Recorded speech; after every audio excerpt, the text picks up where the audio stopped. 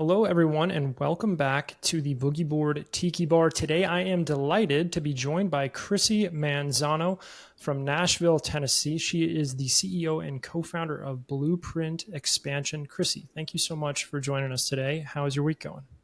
Well, one, thanks for having me. I'm happy to be here, and it's going really good. It's busy, but getting into the holiday season, the last sales effort push, and trying to wrap everything up, knowing that in just a few short weeks, everything is going to start to really die down. So Yeah, absolutely. I appreciate that you said holiday season first and kind of Q4 last, because I think that's the right way to think about it. That's the healthy way to think about it. And yeah, you've got little kids.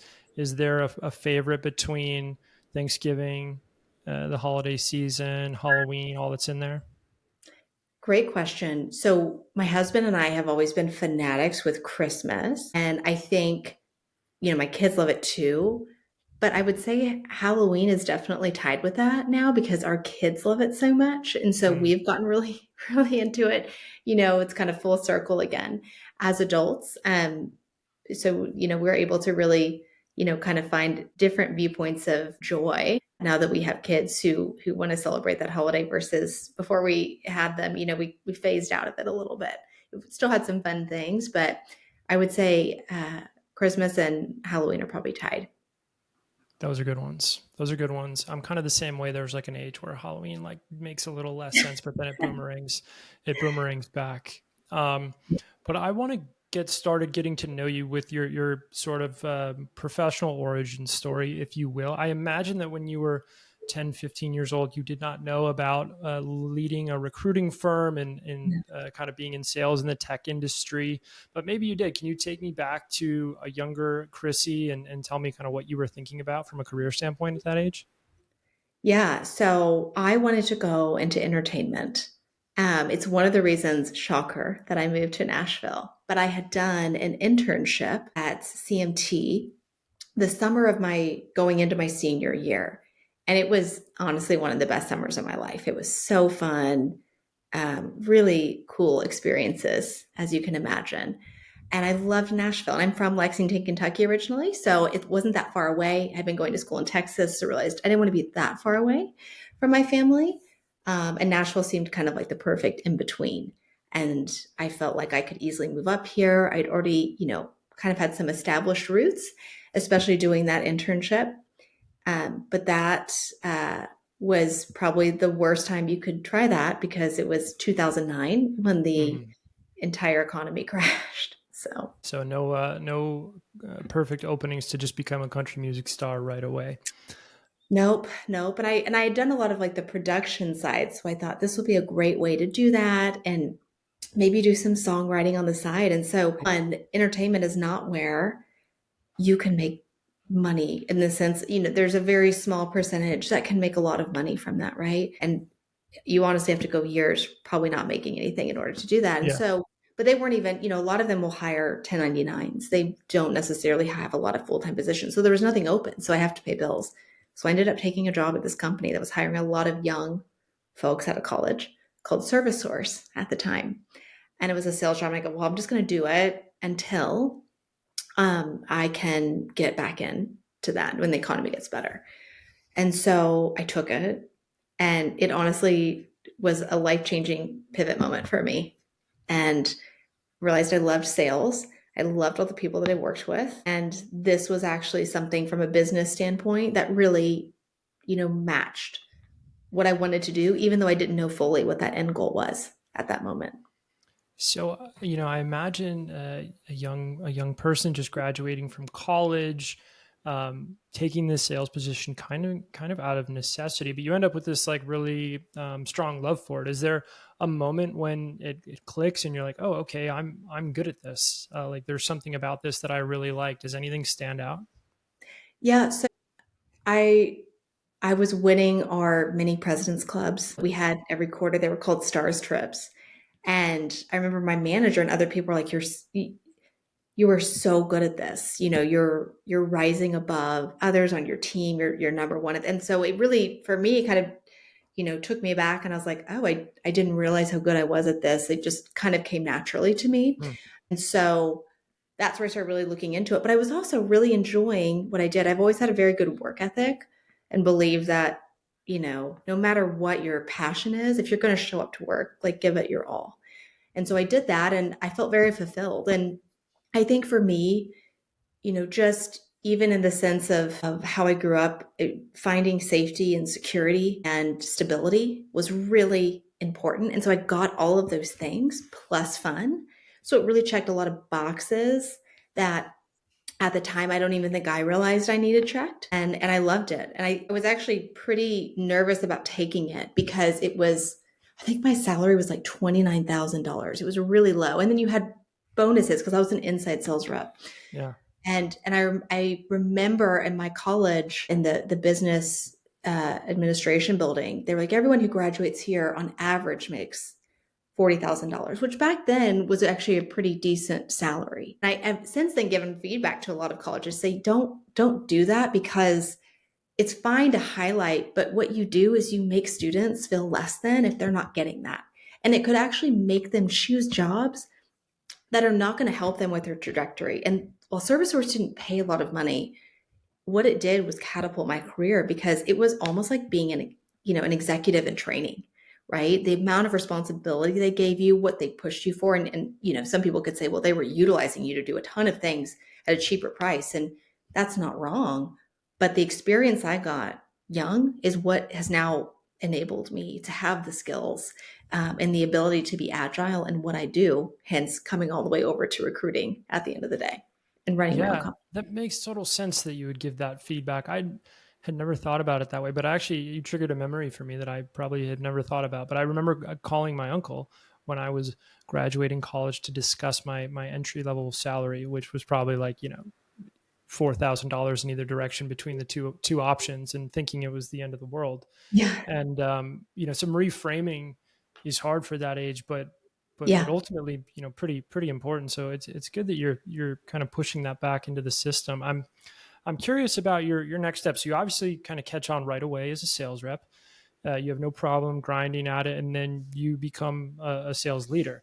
Can you take me through that transition for you? Did anything surprise you about it? Well, this was probably one of my more immature moments in my career, but I remember my manager, who's actually still a very good friend of mine now. Ironically enough, I'm going to go with him and his wife and kids to an event at the zoo tonight with our kids who are really good friends. But I remember there was an individual who got into what we called the team lead program on my team. And she had not been there as long as me, and they were going to mentor her in that. And I went up to him and I said, why are you going to put her there and not me? Like, I'm the top performer. And he said, well, you've never asked about it. And if Hmm. you want something and care about it, it's up to you to bring that to the table. It's not up to me to say this is where your career is going to go. I can highlight those things. And it's one of the few moments that I can look back on in my career and go, man, I was like, I actually hold myself as having really good character and, really thinking about others, but no one's perfect. And that was totally a moment where it was a miss for me. And I realized, wait, do I want this? And I realized I did want it. And so I went into the, PDP program to, work to become a team lead, which is a frontline leader, right? And from there, the next client that they got that had that ability to bring on that resource, and I was a fit for it. I was able to do that. Probably, it's been so long now. I don't know how long I was in that program, but it was under a year for sure. Might have even been under 6 months.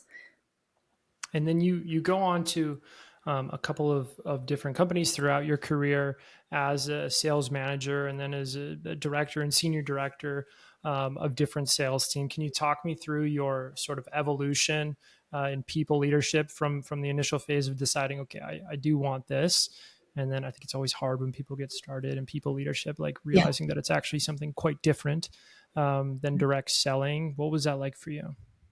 Yeah. So I definitely have always had the people leadership mindset. I loved seeing people thrive based on working with them and seeing where they could go and encourage them. And I definitely think that's a natural strength of mine, but it's something that whether it's natural or learned, and I definitely have learned and strengthened even that, you have to really care about if people are going to do well and at the same time be able to hold them accountable.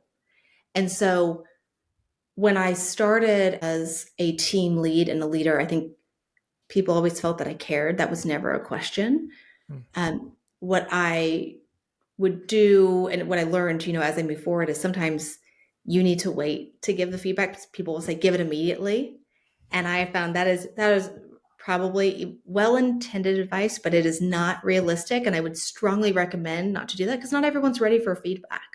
And so you don't want to wait too long, but sometimes like that moment is not the moment. And so I think learning, when to give people feedback was something that evolved, but I also saw that people would follow me and they were inspired and I enjoyed that back, right? I never got hung up with I could go be making more as an individual contributor. And so that's where I knew leadership was for me. I also always credit that, one of the reasons that I feel like I'm pretty good at balancing being a parent with my kids is because I was in leadership.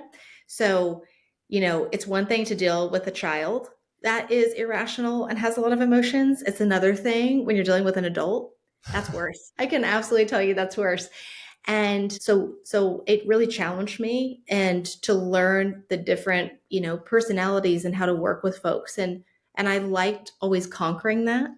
And so I just continued to move up and then, eventually manage leaders, right? And so I do like that element of it for sure of then teaching them and, giving them the support to go and help their teams, but never being too far away. It was, when I went to from managing leaders, that started at the end at Service Source, and then I didn't get back into that again until I went to a company called Keep Truckin', formerly Keep Truckin', now Motive. Yeah. I love that name, Keep Trucking, by the way. That's a great company name. I wish they kept it. Same. After you did that, I think you took a really interesting transition. You became a consultant, and I really want to hear about that story because I think once you are on the sales leadership rocket, which you were clearly like kind of moving Yeah. pretty quickly, it could be enticing because you Yeah. start accruing pretty good income.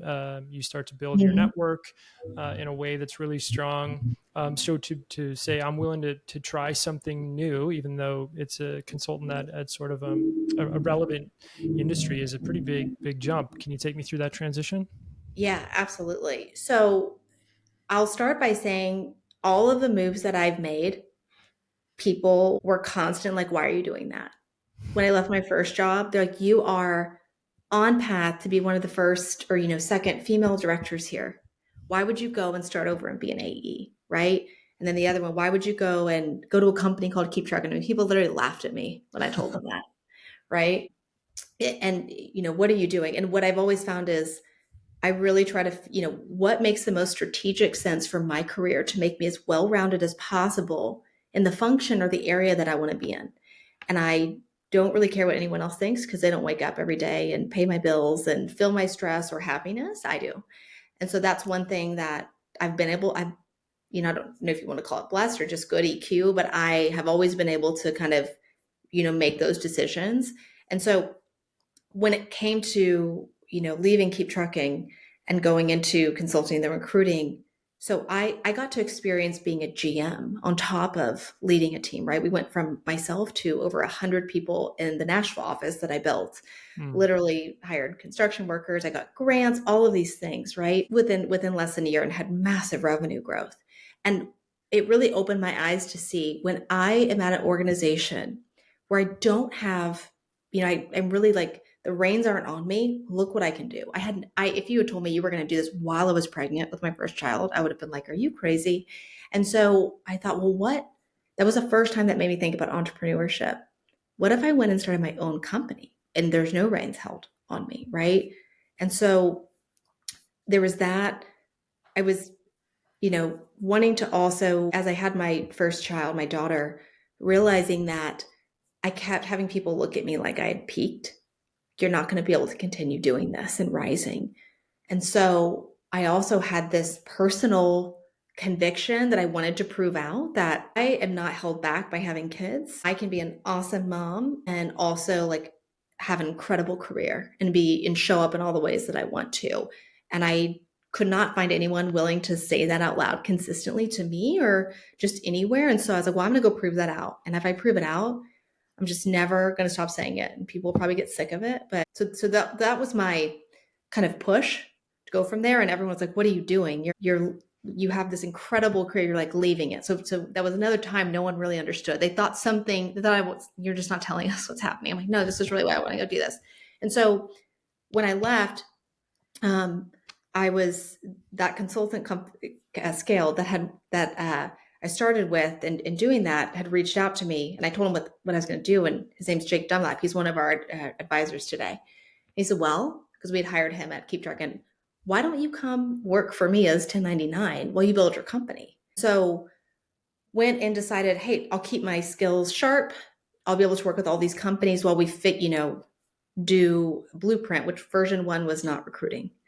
It was to kind of help reinvent what we had done with Keep Truckin', which was help companies out of tech hubs, expand in the Southeast and kind of give them a cheap GM in the box service. And so the consulting path was to, help make sure I could pay the bills, which again, I was advised by multiple people, don't do that. You can't go all into a business if you're doing that on the side.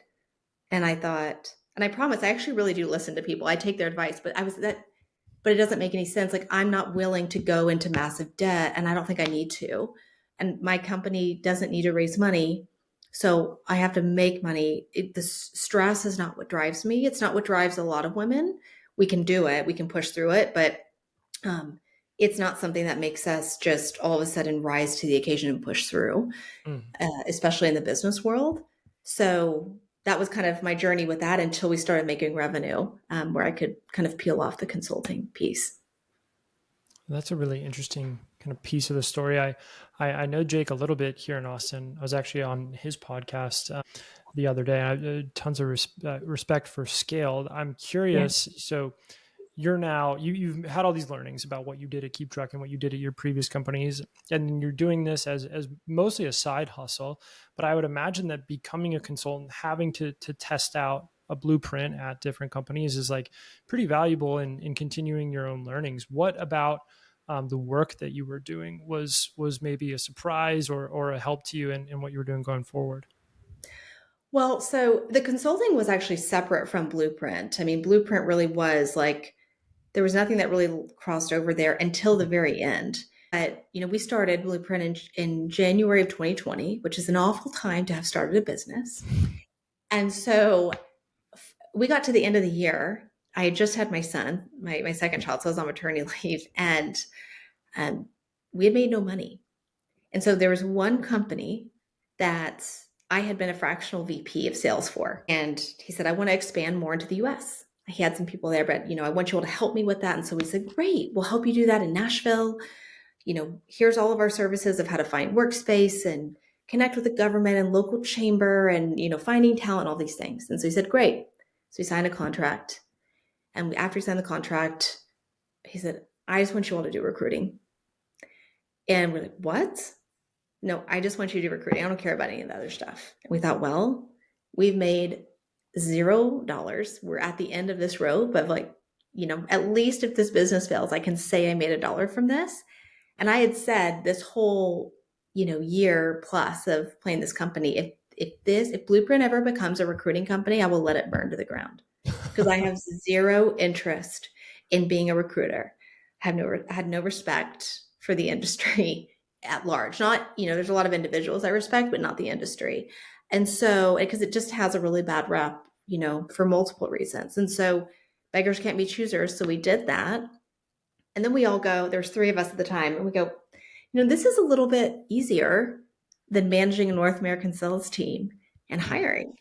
And we're actually, we kind of really took a step back and realized we've always loved, and this goes back to leadership, hiring people and finding the right folks based on their skills and behaviors and what they're really capable of. Putting that human element back and hiring that we've always done and found a lot of success with. That was part of my success story at Keep Truckin', was I didn't focus just on industry experience. And so it was kind of a full circle moment of not only never say never, but actually this is something that I've always been passionate about. It just was reframed a little bit differently. And then what we did from there was we had partnered with Scale the Consulting org and started testing it out with their clients and saying, okay, let's see if you really want to do this. And then it just took off, and the rest is history. Wow. Okay, that's a really interesting inflection point that I didn't know about. And so, you get into recruiting, obviously, and it's kind of the surprise story. You had these previous conceptions about the industry. I would imagine you're saying to yourself, "We're going to do this in sort of a new way.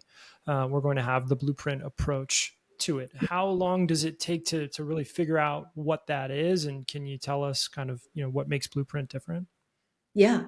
So I think we went back to our experiences as hiring leaders. And this is something, again, that I learned at the organization Service Source. They were light years ahead of most folks here today, where they were talking about unconscious bias in 2009.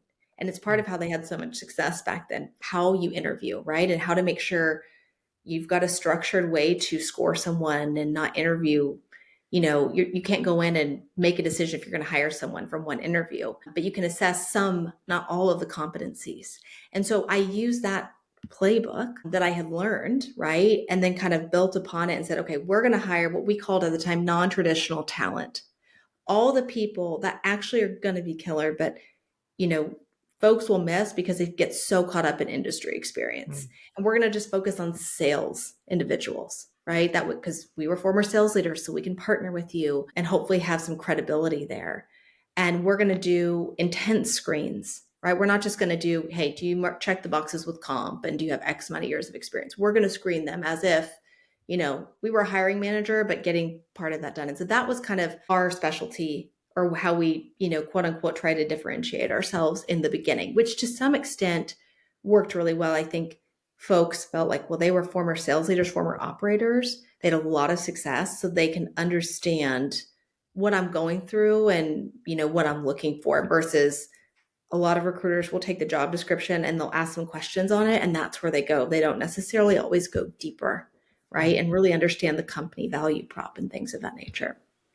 Yeah, absolutely. So you've been on both sides of your customers. You've been a Mhm. sales leader moving to new roles, and you've been a hiring person on the sales leadership side. And so it makes sense that you would have kind of a nuanced approach as a former customer. I'm curious if it was at the point where when you started working with Scale, or when was it that you felt like it started clicking? Because you mentioned that you kind of started developing this approach. At some point you're like, we are a recruiting firm, and Mhm. then you're like, okay, now we're going here, because it's been a few years now, and obviously you're everywhere. Yeah. So I'm curious when you knew. Yeah. So I would say in the early summer, late spring of 2021, we'd worked with, I don't know how many clients, it was less than 10. And one, we were making money. And then I started to see a way that that could be predictable. Mm, And I realized that this is something that is repeatable. I couldn't figure out, it was very different from me services wise, coming from the SaaS world where you have reoccurring revenue. That was the mhm, one thing I was unsure of. But realizing, oh, there are a lot of companies out there who want to hire us. This is at a time where, we haven't had the big, I don't know if you want to call it a crash, but in many ways it was a crash in the tech SaaS space towards the middle end of 2022, and everyone is just hiring, right? And it was still kind of a growth at all cost, but yeah. we were able to find so many folks that, they were just dying to have help, right? And so we realized we can make a really profitable business out of this and still do a lot of things that we love, and helping, really match people together at a human level to ensure that they're going to be successful. And that was always our thing, was we didn't say it quite as well this way, but we realized we could help hiring be predictable for our clients that wanted to Mm, follow our methodology. Not everyone does, but at the end of the day, what I've seen my entire career by following this process is that if you have the right methodology in place, it's not only predictable, but your individuals will stay and they'll be top performers. I would definitely call it, a tech reset at minimum during that time. And Yeah. so kudos for you for kind of making your way through. I started my company around a similar time, and it was hard. And so Yeah. it makes sense that you would 100%. know that you'd done right during a hard time like that. So I want to pivot just a little bit now, because I'm curious, you kind of going forward. Like, you're obviously a busy person. You're running your company. You've got a number of clients. Meanwhile, the underlying technology landscape is changing. company financing structures are changing pretty rapidly. How do you maintain curiosity and try to get focused on new things while also running the business? I'm curious where your head goes when you're trying to figure out what's next. Yeah. No, it's a great question. And now is, I feel like the last 4 years have been very volatile, right? Like just it's up and down and up and down. And, then you add in this election, and that has definitely had an impact. Yeah. And so one of my goals, in starting this organization or co-founding it, right, with my co-founder, was to make sure that we didn't run things based out of fear.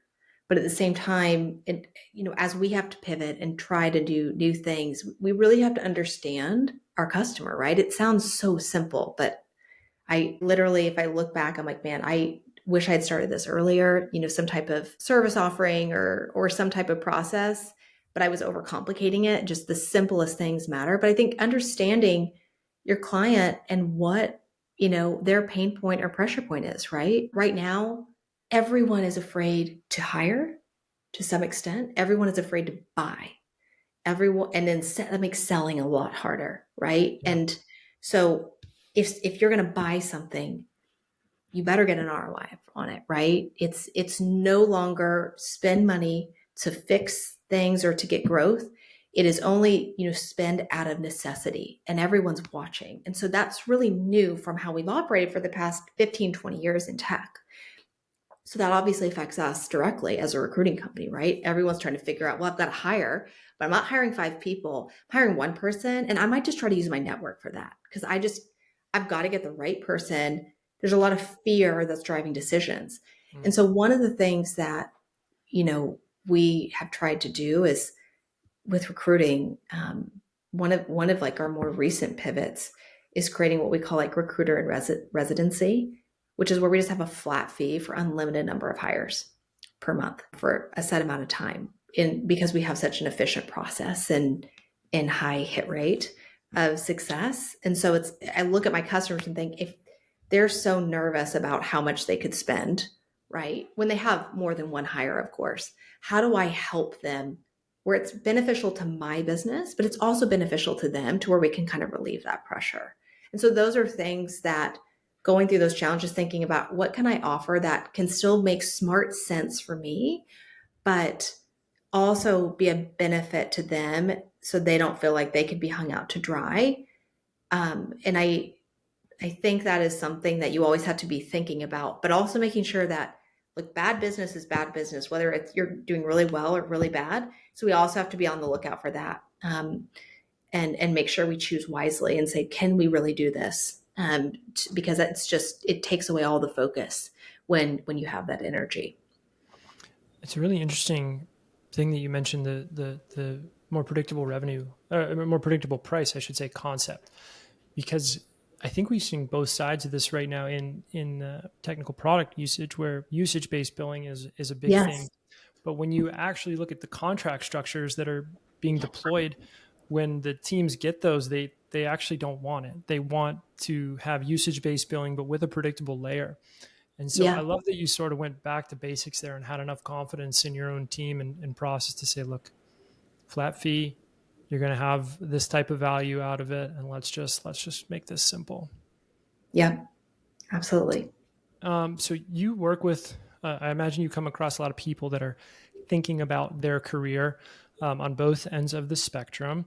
I'm curious now, you've sort of been through quite a journey and you still have a lot to go, obviously, but what advice do you give people who are just starting out, whether that be in tech sales or whether they want to become an entrepreneur like you? How do you advise them? Yeah, I think when you are just starting out in your career, the most important thing you can do is find somewhere that's going to mold you and give you as much responsibility as possible or give you the opportunity to learn, not even just responsibility. That's key. I see a lot of young folks or individuals early on in their career that are so set on a salary or a job title, or they make incorrect assumptions based on what's sales. And I don't want to be like a salesperson versus they miss the opportunity that's in front of them. There's a time and a place where you can be more picky once you've developed that skill set to be able to choose where you want to use it, right? but learn as much as you can, be as open as you can, because it's a lot harder to do when you get further on in your career, right? You just have more responsibilities. It's harder to go backwards.